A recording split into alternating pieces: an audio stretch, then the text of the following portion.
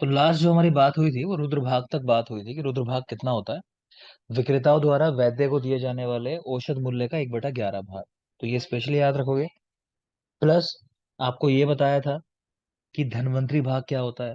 तो रोगी द्वारा वैद्य को देय भाग, ध्यान रखना, इस पे वो सवाल आता है, रुद्रभाग और धन्वंतरी भाग क्या होता है।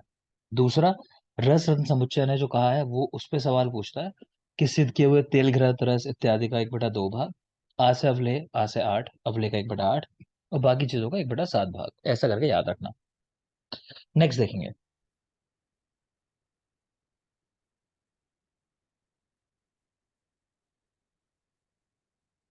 विविध कल्पनाएं। अब जैसा नाम से पता चल रहा है विविध, तो ऐसे किसी की गणना कर लो ना कि और डिफरेंट डिफरेंट चीजें कुछ बता रहा हूँ, तो वो चीज जरूरी होती नहीं है ना। तो नाम से इसके समझ में आ रहा होगा, डिस्क्रिप्शन जैसे किया गया है इसका, तो बहुत जरूरी चीजें नहीं है। जल्दी से देख लेते हैं कि कहीं कुछ ऐसा हो जरूरी वाला तो वो ना रह जाए। ठीक है, तो इसमें बहुत फोकस नहीं करोगे, जल्दी से देखते हैं, देखोगे। तो राग शाड़ब, है ना, खट्टी चीजें जो बना लेते हैं उस तरह की, तो कह रहे हैं सुश्रुत में इनका वर्णन आया है, कोई खास बात नहीं। दधि मस्तु, तो दही से पृथक किया हुआ जो जल होता है उसको दधि मस्तु कहते हैं। खड काम्बलिक, तो कह रहे हैं कि हृदय के लिए अच्छे होते हैं, वात और कफ का नाशन करने वाले हैं। हृदय है खड काम्बलिक। ठीक है। डलहर ने कहा कि खड काम्बलिक क्या होते हैं, कि यूज की वैरायटी होती है, तो आप यूज समझ सकते हो, खड और काम्बलिक क्या है, यूज के प्रकार हैं। तो कह रहे हैं कि दो प्रकार के होते हैं ये जो खड हैं।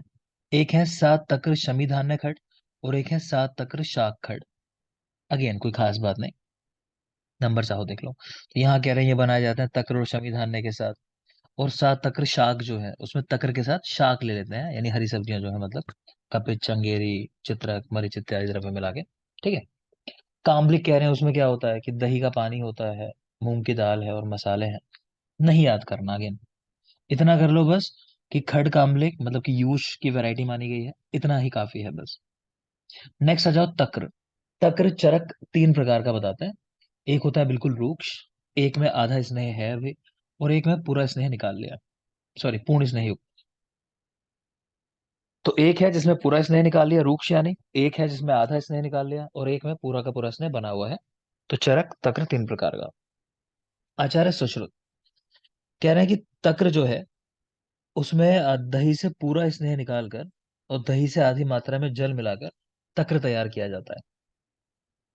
ठीक है। तो कह रहे हैं तक्र कैसे बनता है, कि दही लो, दही का पूरा स्नेह निकाल लो, कुछ भी नहीं छोड़ना है, और अब आधी मात्रा जो है उसके अंदर पानी मिला दो। ठीक है। तो ये चीज क्या कहलाती है, तक्र, सुश्रुत के अनुसार। नेक्स्ट चले भाव प्रकाश। भाव प्रकाश ने 5 प्रकार का बताया तक्र। तो मेन बात तो देखो इतनी है बस, कि चरक तक्र 3 प्रकार का और भाव प्रकाश 5 प्रकार का, मेन तो इतना ही है। ठीक, बाकी अंदर क्या लिखा है वो देख लोगे। तो कुछ टाइप बता रखे हैं अलग अलग। एक कह रहे हैं घोल होता है। घोल क्या होता है, कि सिर्फ आपने क्या कर दिया कि दही जो थी उसको चला दिया आपने, मथ लिया उसको। तो बिना पानी मिलाए मलाई के साथ ही मथ लेना। ठीक है, तो ये होता है घोल। नेक्स्ट होता है मथित। तो मलाई पृथक करके दही को मथने से जो बनता है, कह रहे हैं वो है मथित। मलाई पृथक कर ली तो क्या बना, मथित, तब उसको मथा आपने तो। तकर क्या होता है, कि मक्खन पृथक नहीं करते, मना कर रहे हैं, और कह रहे हैं चौथाई भाग पानी मिला लेते हैं उसके अंदर, तकर के अंदर। उच्छिवित, आधा भाग पानी मिलाते हैं, इसमें भी मक्खन पृथक नहीं करते। छच्छिका, आधा भाग पानी मिलाते हैं, मक्खन को पृथक कर लेते हैं। ठीक है, एक बार फिर समझना चाहो देख लेते हैं, चलो। देखो घोल जो है सिंपल सी बात है, सिर्फ घोल लिया। ठीक है, दही थी आपने उसको घोल लिया, मक्खन वक्खन कुछ निकालना नहीं उसका, जैसा था उसी को घोल लिया, तो ये तो बड़ा आसान है, इसमें तो कुछ करना ही नहीं है। नेक्स्ट है मथित। तो अब की बार मलाई पृथक कर लिया आपने और दही को मथ लिया, नाम है मथित। तो मलाई को नहीं मथोगे, बाकी दही को पूरी मथ लोगे, तो ये हो गया मथित। नेक्स्ट आ जाओ तक्र और उच्छ्वित।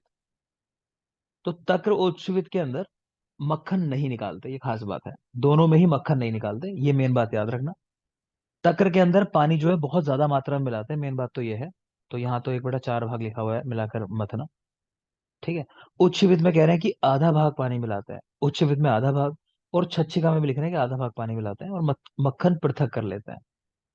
तो आप देख लेना, आगे चलिए। कटवर, दही और 1/4 भाग जल को मिलाकर मक्खन सहित मथना। ठीक है, दही और 1/4 भाग जल मिला लिया, तो जैसे पीछे तक्र देखा था आपने भाव प्रकाश का, देखो यहाँ पे तक्र, कि मक्खन पृथक नहीं करते, 1/4 भाग पानी मिलाते हैं। तो यहाँ देखो, दही एवं 1/4 भाग जल को मिलाकर मक्खन सहित मथना, तो वही चीज है, कहने का मतलब है कटवर। भाव प्रकाश कटवर को तक्र का पर्याय मानते हैं। क्लियर होगी बात? तो वही लिखा ही है यहाँ। नेक्स्ट है दधी कूर्चिका और तक्र कूर्चिका। तो दधी कूर्चिका, तो दूध और दही मिलाकर अग्नि पे पकाओ तो जो पिंड बनेगा आपके पास, तो उसको बोलते हैं दधी कूर्चिका। इसी तरह तक्र मिला लो दूध के साथ, फिर उसको पकाओ, जो मिलेगा वो तक्र कूर्चिका होगी। लेप, लेप के पर्याय लिखे हैं लेप, लेप्त और आलेप। ठीक है। शारंगधर ने कहा कि 3 तरह के होते हैं लेप। एक होता है दोषग्न, एक विषग्न और एक है वर्ण्यकर। दोषों को हरने वाला, विष को हरने वाला, और वर्ण को अच्छा करने वाला वर्ण्यकर। तो दोषग्न जो है, उसकी मोटाई बता रहे हैं 1/4 अंगुल के बराबर। ठीक है। और ये जो अंगुल बताए हैं वो रोगी के स्वयं के अंगुल प्रमाण की बात हो रही है, कि स्वयं के अंगुल से 1/4 अंगुल। विषग्न लेप जो है 1/3 अंगुल होगा, और वर्ण्यकर 1/2। ठीक है। तो वर्ण्यकर लेप सबसे मोटा है, विषग्न 1/3 और दोषग्न 1/4। सुश्रुत ने 3 प्रकार बताए उन्होंने भी, कि जो लेप लगाए जाते हैं, एक है प्रलेप, एक है प्रदेह और एक है आलेप। ठीक है। आलेप के सामने लिख सकते हो, आलेप के सामने लिख लो कि रक्त पित्त प्रसाद कृत, ऐसा करके, कि रक्तज और पित्तज कंडीशंस में अच्छा होता है आलेप, रक्त पित्त प्रसाद कृत। ठीक है। दूसरा एक और शब्द आया वहां पे, कि ये प्रलेप और प्रदेह के मध्य की अवस्था कह सकते हो, मतलब कि बीच की कोई चीज बनाई जा रही है, तो वो आलेप होता है, प्रलेप और प्रदेह के मध्य।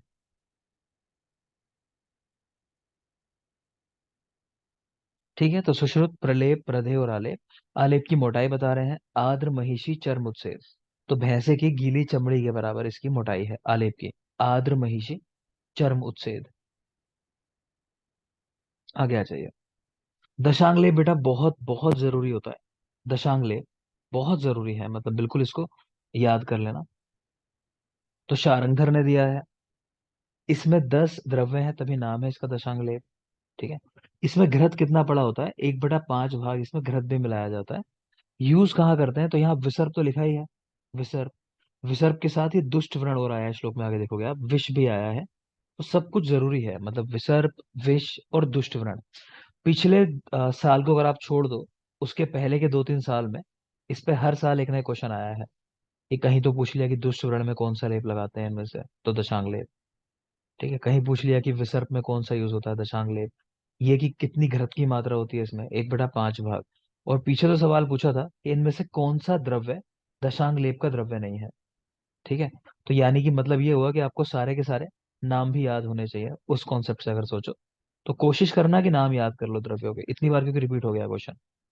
शरीश, मुलेठी, तगर, रक्तचंदन, छोटी इलायची, जटामांसी, हरिद्रा, दारू हरिद्रा, कूठ और सुगंध वाला। शरीश, मुलेठी, तगर, रक्तचंदन, छोटी इला, जटामांसी। ठीक है। ये जरूरी है काफी। हरिद्रा, दारू हरिद्रा, कूठ और सुगंध वाला। याद करने की कोशिश करो अभी जब पढ़ रहे हो मेरे साथ, क्योंकि मैं भी याद करने की कोशिश कर रहा हूँ आपके साथ। ठीक है। कुछ नाम याद हो जाएंगे उस बहाने।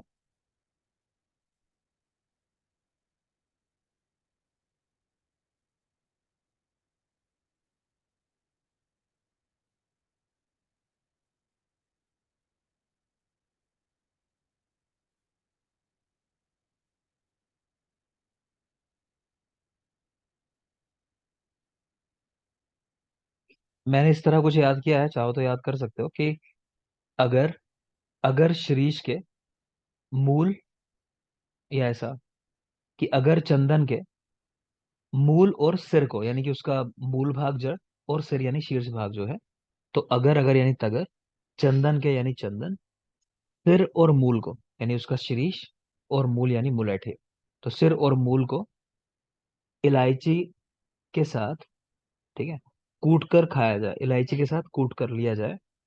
ठीक है। तो सुगंध वाली दारू बन जाती है, ऐसा याद करने के लिए, मतलब तो सुगंध वाला दारू, हरिद्रा, हरिद्रा, तो कुछ याद रह जाएंगे ना। बाकी जटा मानसी भी है, आप देख लेना। खैर, आगे चलोगे। उपनाह, उपनाह पुलटिस।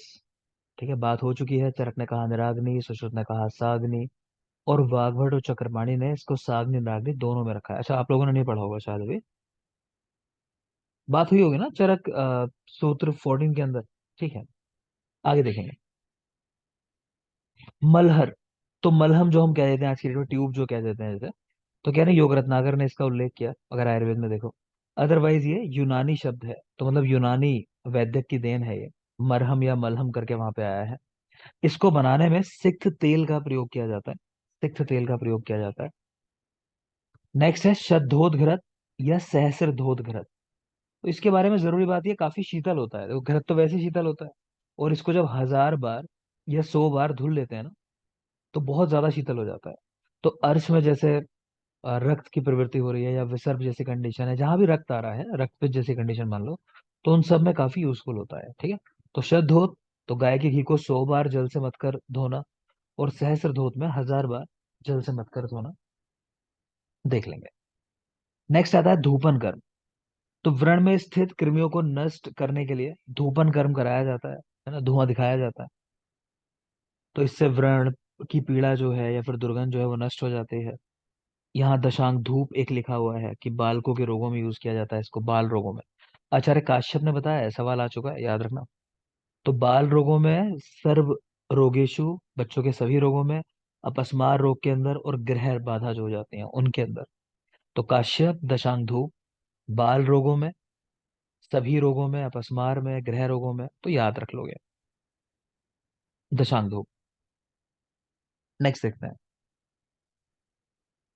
आचार्य काश्यप ने धूम कल्प अध्याय में 40 धूपों का वर्णन किया। तो नंबर याद रखोगे, काश्यप ने लगभग कितने धूम दिए हैं, तो 40 उन्होंने धूमों का उल्लेख किया है।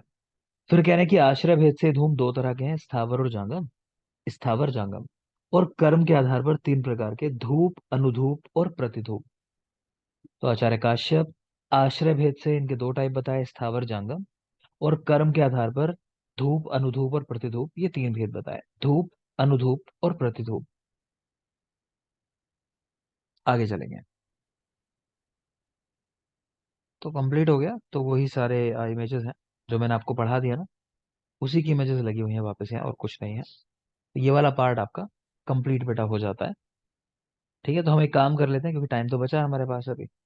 तो आपका कोई एक टॉपिक हम लोग गाइड का लेते हैं, क्योंकि गाइड भी तो आप लोग को पढ़नी है एग्जाम से पहले पहले। ठीक है, तो कोई एक टॉपिक आज हम लोग जैसे इतिहास से शुरू कर लेते हैं, चलो। इतिहास। तो जल्दी से गाइड ओपन कर लो। इतिहास पोर्शन ओपन करना है, जल्दी से, 2 मिनट दे रहा हूँ आपको। गोविंद पारिक गाइड निकालो, और इतिहास पोर्शन है उसको पढ़ना शुरू करते हैं। ठीक है, इसके जस्ट बाद फिर मैं रसायन शुरू कराऊंगा। इतिहास में आपके मान लो 2-3 दिन लग जाएंगे। हो सकता है कल के लिए लेक्चर दे दूं मैं इतिहास का ही, ज्यादा कवर हो जाएगा। ठीक है, और फिर तुरंत रसशास्त्र लेंगे इसके बाद हम लोग। रसशास्त्र में आपको कुछ लेक्चर्स दिए हैं मैंने, और नोट्स भी दे दिए हैं। ठीक है, तो उनको देखना, टेबल्स है वो, तो याद करने की कोशिश कर लेना। मैं पढ़ाऊंगा एक बार तेजी के साथ दोबारा उनको, लेकिन आपको याद करने की कोशिश पहले ही करनी है, जो भी टेबल्स दूंगा मैं। जल्दी से ओपन कर लो, 1 मिनट आपके पास।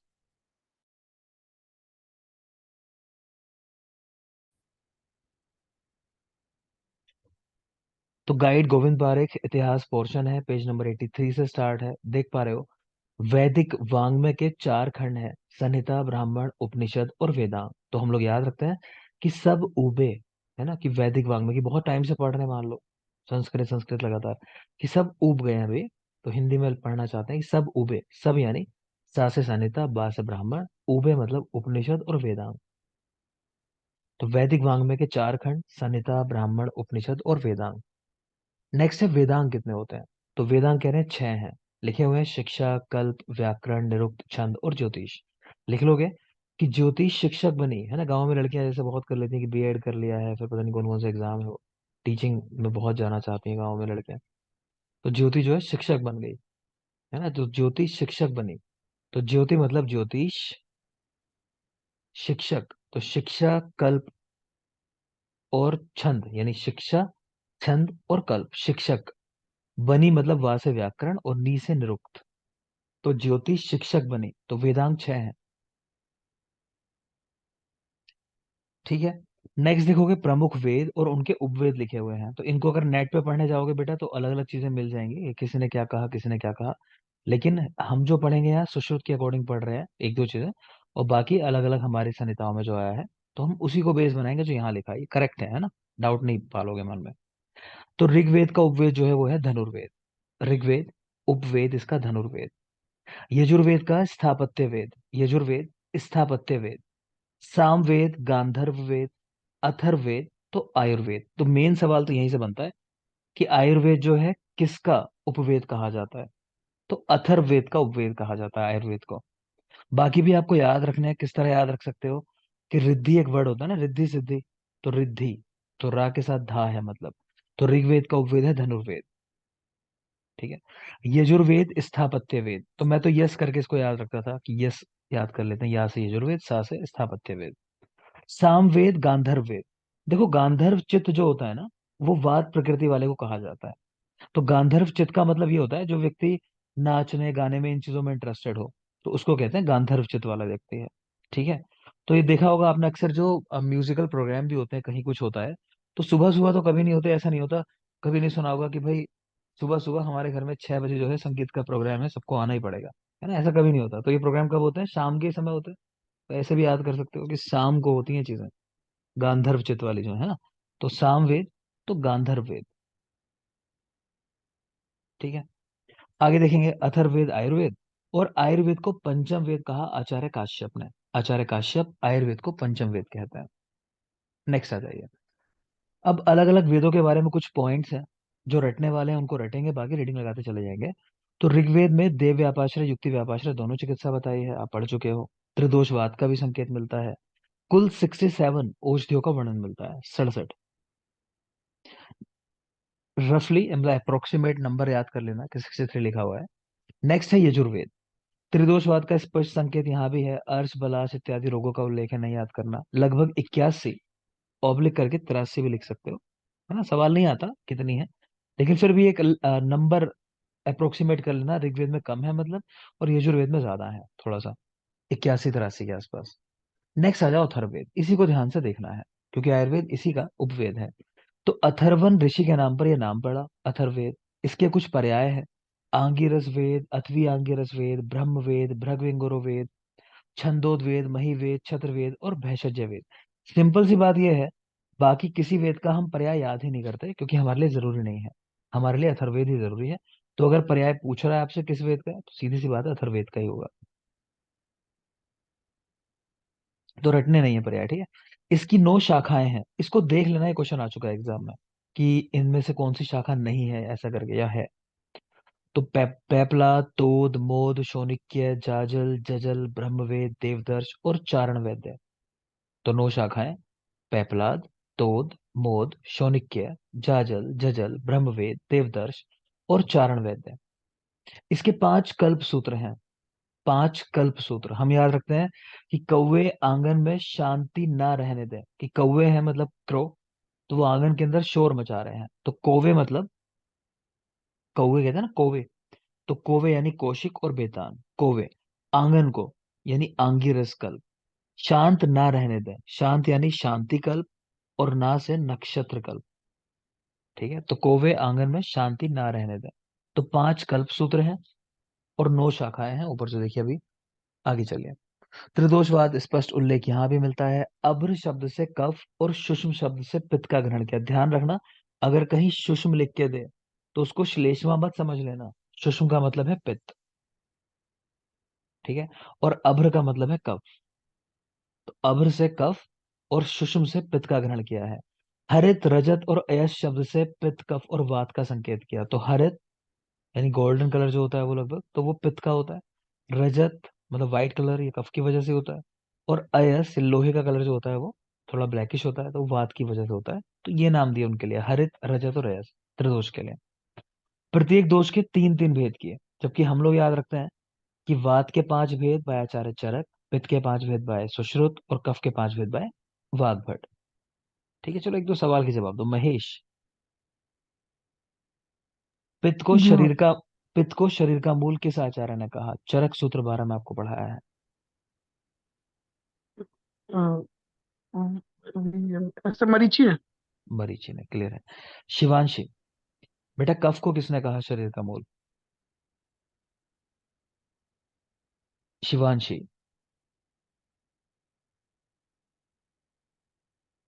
शिवांश ने तो कैमरा भी ऑफ कर लिया। हम्म, इसी का काफी है। काप पेन है। ठीक है ना, ठीक है, चलो आगे देखोगे। तो नेक्स्ट देख रहे हो, पित्त को मायु एवं कफ या आम को, अच्छा, नेक्स्ट कह रहे हैं पित्त को मायु कहा, इतना याद रखना है, पित्त को मायु। तो पित्त के लिए आपने सुषुम शब्द भी देखा यहाँ, और मायु भी देखा, दोनों एक साथ लिख लेना कि पित्त के लिए सुषुम और मायु शब्द दिए, तभी याद रहती हैं ऐसी चीजें, एक साथ कर लेना। और कफ के लिए आम या बलाश शब्द भी दिए, ऊपर अभ्र देख रहे थे, इसके अलावा बलाश या आम कह रहे हैं, ये भी कफ के लिए दिए। वात के 5 भेदों के नाम वर्णित है। अब ये मत कहना कि सर आपने तो कहा चरक ने, हम संहिताओं में बात करते हैं तो चरक है, ये संहिता नहीं है, ये क्या है, वेद की बात चल रही है। ठीक है। नेक्स्ट है शरीरस्थ अग्नि को वैश्वानर संज्ञा दी है, चाहो तो लिख लो सामने। एक वैश्वानर चूर्ण होता है, उसका उल्लेख आया है आमवाद के अंदर। वैश्वानर चूर्ण इन आमवाद, क्योंकि आमवाद मेनली अग्नि की ही दृष्टि होती है, और ये अग्नि का नाम ही वैश्वानर है, तो वहां पे अग्नि को बढ़ाने वाला एक चूर्ण है वैश्वानर चूर्ण। पुष्पों का सार मधु और धातुओं का सार ओज बताया, तो पुरुष का सार नहीं है, वो पुष्पों का सार है, ठीक कर लेंगे। तो पुष्पों का सार मधु, ठीक है, और धातुओं का सार ओज होता है। रस रक्त आदि धातुओं का भी स्पष्ट उल्लेख है। निज और आगंतुक रोगों के लिए रोग एवं आश्राव शब्द का प्रयोग किया है। निज और आगंतुक रोगों के लिए, तो निज रोगों के लिए रोग लिखा मतलब, और आगंतुक रोगों के लिए आश्राव। तो ऐसा कर सकते हो कि आगंतुक रोगों में श्राव होता है ना, कि इंजरी हो जाती है तो रक्त निकलता है जैसे, तो उस तरह करके याद कर सकते हो कि आगंतुक रोगों को आश्राव करके कहा है। शपथ्य और वरुण्य भी रोग के भेद बताए। शपथ्य को आहार निमित्तज और वरुण्य को शाप आदि निमित्तज कहा। ठीक है। तो शपथ्य जो है वो आहार निमित्तज है। बचपन में होता था ना कि कसम खा ले, कोई भी चीज होती थी कि कसम खा लो इसकी, है ना, तो वो समझ लो कि कसम जो है, शपथ जो है वो आहार है, मतलब खाना है। तो शपथ्य, तो वो आहार निमित्तज रोग है, और वरुण्य जो है वो शाप आदि निमित्तज रोग है। कुष्ठ, विद्रधि, मूत्राघात, उन्माद, राजक्षमा, अश्मरी, अर्बुद, छर्दी, मद, मूर्छा और क्लैव्य आदि रोगों का उल्लेख मिलता है। अगला पॉइंट बहुत जरूरी है, तकमा शब्द का प्रयोग विषम जोर के लिए किया, इसको याद रखोगे, आपको मैंने सुख तक एक बताया होगा, वो अम्लपित्त के लिए आया है काश्यप ने। यहाँ क्या है, तकमा शब्द, ये विषम जोर के लिए आया है। कृमियों का विस्तार से उल्लेख किया है, अग्नि और सूर्य को कृमि नाशक बताया है। तो कृमि का विस्तार से वर्णन है, अग्नि और सूर्य को कृमि नाशक बताया गया है। स्त्री जननांगों में योनि और गविनिका आदि शब्दों का प्रयोग मिलता है। स्त्री जननांगों में योनि और गविनिका आदि शब्दों का प्रयोग मिलता है। गर्भाशय भेदन द्वारा प्रसव का संकेत मिलता है। स्थावर और जांगम विषों का तथा जनपद ध्वंस का भी संकेत मिलता है। इन पे सवाल नहीं आते, ठीक है, इसलिए मैं रीडिंग लगा रहा हूँ सिर्फ, पढ़ते चले जाओ। शुक्र वह नाड़ियों का भेदन करके उनको निर्वीर्य बनाने का उल्लेख मिलता है, मतलब आजकल जैसे आप देखते हो, चाहो तो लिख सकते हो, ट्यूबेक्टमी, ये ऑपरेशन जो होता है महिलाओं का होता है, और वेसेक्टमी ये होता है पुरुषों के लिए। ठीक है। तो ये इसी चीज की बात चल रही है यहाँ पे, शुक्र वह नाड़ियों का भेदन जो कर रहा है, तो ये क्या है एक तरीके से, बोलिए, ट्यूबेक्टमी में आएगा वेसेक्टमी में आएगा? वैसेक्टमी। व्यक्ति में रिवर्स आएगा। वैसेक्टमी। ठीक है। एक महिलाओं पे ना क्वेश्चन आ जाता है, पढ़ा होगा शायद आपने, एक मेडलार्स मेथड है और एक दूसरा क्या, पॉम्फ्रे मेथड, याद है किसी को? लिख लो, मेडलार्स मेथड होता है, मेडलार्स मेथड, ट्यूबेक्टमी का, मेडलार्स मेथड। एक शायद पॉम्फ्रे करके नाम है मेरे ख्याल से मेथड का, तो इस पर सवाल है कहीं आपकी गाइड्स के अंदर।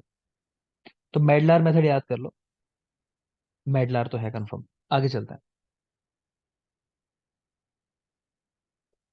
नेक्स्ट है बेटा, स्थावर और जांगम विषों का तथा जनपद ध्वंस का भी संकेत मिलता है।